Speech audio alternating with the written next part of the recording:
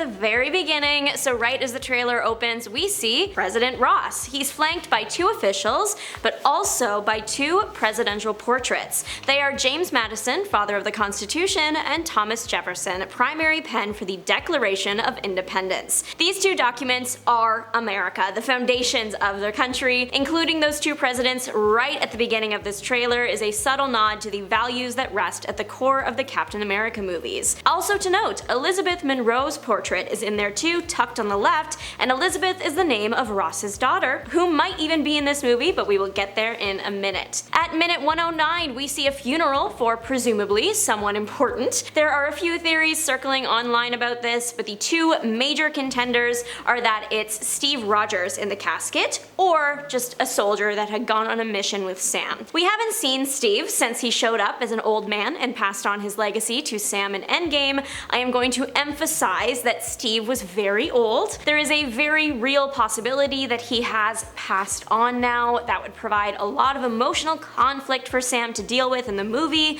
It would also explain why everyone is so adamant on making sure he knows that he isn't Steve Rogers. However, I can't help but think that if Steve Rogers had passed away, the funeral would be bigger. That would be like a national day of mourning, so for that reason, there is reason to believe that this funeral might be for someone Sam had gone on a mission with. This would still be a big emotional moment for Wilson. He failed to save a good man, the weight of that guilt is on his shoulders. Plus, there were behind the scenes photos released from when the scene was filmed in which you can see Anthony Mackie with a sling on his arm. If the mission went wrong, enough for a casualty, it would make sense that some bones were broken on our hero too. Also in these behind the scenes photos is Liv Tyler, who you might recognize from 2008's The Incredible Hulk when she played Betty Ross. The whole Ross family might just be in this movie in a big way. Another character that is definitely going to be in the movie in a big way is Isaiah Bradley. He literally tried to take out President Ross during the big meeting / presentation scene at 038. Bradley was featured in the Falcon and the Winter Soldier TV series. He also received the Super Soldier Serum, however his name was never remembered due to the fact that he was a black hero and society at the time of his youth did not welcome him. However, at the end of the series, when Sam becomes Cap, Isaiah and his accomplishments are immortalized in the Smithsonian. Isaiah did suffer a lot at the hands of the US, and then after when he was erased from history, so I'm not saying that violence is the answer here, but you can understand how he ended up with the weapon in his hand. Also featured in that scene is a map with various points marked. From what I can see, I think France has a big mark on it. What they want with the French, I don't know. Then there are similar, smaller marks on Sweden, Ukraine, Portugal, Mongolia, and more, but it's kind of see-through so I can't really tell for the rest of them. It's possible this might be the locations of GRC refugee camps. There was one in France that was targeted by the Flag Smashers in Falcon and the Winter Soldier. They're the ones that are handling everyone with the blip that was displaced. Red Hulk was the big reveal in this trailer. I'm sure you didn't miss that, but we have to talk about it. They made us wait until the very last seconds, but it was worth it. Red Hulk in the comics is Thaddeus Thunderbolt Ross. Will the MCU keep this? Probably. I don't know why they would change it. In the comics, Ross becomes Red Hulk after the death of his daughter, Betty Ross. Some energy is taken from the Hulk and messed with to make Red Hulk. He has similar levels of strength to the Hulk and can shift at will. Red Hulk is a major Hulk villain, but eventually had his anti-hero era.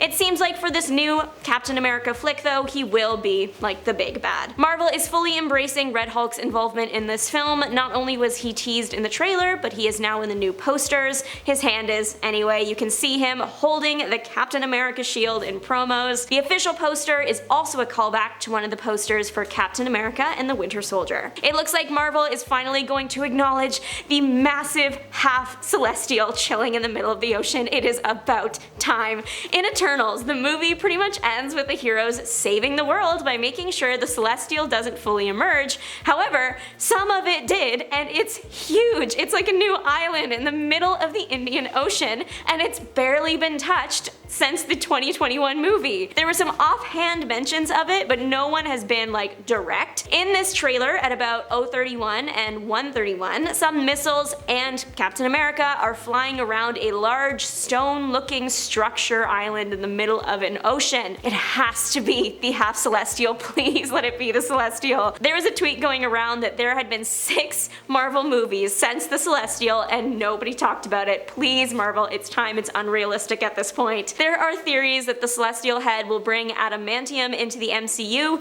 which would make bringing in Wolverine easier and unlock a world of Marvel possibilities. It also might be necessary to do this because Atom Metal is one of the only things proven to be able to injure a Hulk, making it more likely that Captain America can defeat Ross in the end. Just after that, at 1:34, we catch a glimpse of our new Falcon in action. He is played by Danny Ramirez, who you might recognize from Top Gun Maverick, so he has experience soaring through the clouds. Perfect casting there. The casting of Giancarlo Esposito as the apparent villain of the movie is also perfect. That man can act in general, but he plays a stellar bad guy. Even the film's title is an Easter egg. Originally, the movie was going to be called Captain America New World Order, changed to Brave New World. Brave New World, before it was attached to the MCU, was its own thing. A dystopian novel from the 1930s with themes of government control to the point of no freedom of the people and challenging that oppressive government. But even before that, the title of this book comes from a speech written by Shakespeare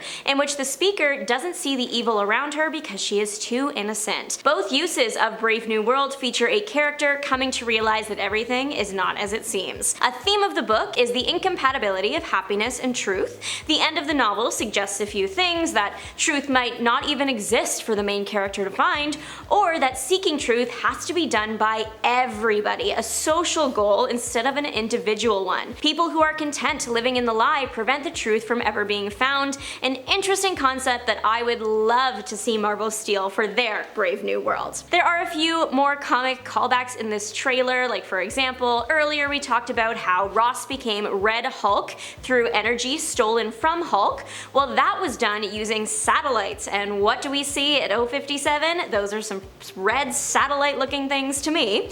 At 1:01, there is a lab that really reminds me of the locations we've seen Bucky as the Winter Soldier.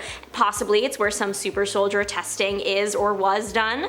The equipment also reminds me of some of the stuff used in the Incredible Hulk movie from 2008. Okay, now this last little bit is just me being a little bit delusional, I will admit. But one thing I couldn't help but make a note of, since they showed it over and over, is the cherry blossom trees, or just like floral trees in general. It was shown at 109, 114, 117, 121, 130, and 145. And these remind me of 2 big MCU moments. One, the scene from Doctor Strange Multiverse of Madness when Strange meets up with Wanda and it's revealed that she was secretly the villain, and 2, the Black Widow post-credit scene where Yelena visits the graveyard and is interrupted by Valentina.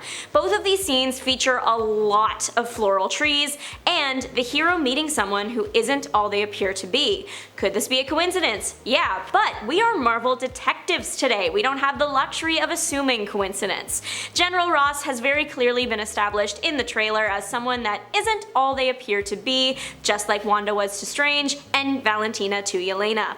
The surprising feature right at the end of the trailer with Red Hulk that also happens among a bunch of floral trees. Marvel keeps doing this, it has to mean something. I know this sounds delulu, but I was right about Emma Corrin playing Cassandra Nova in Deadpool and Wolverine simply by the look of her ears in the first trailer, so please give me some credit.